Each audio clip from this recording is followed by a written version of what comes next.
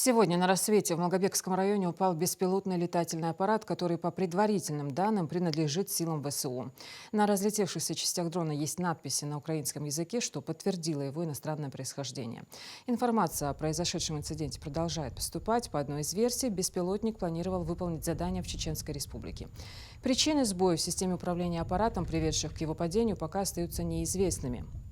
Специалисты продолжают расследование, чтобы выяснить детали и оценить возможные последствия для безопасности региона. Вот кадры летящего беспилотника над Малгобеком, зафиксированные местными жителями.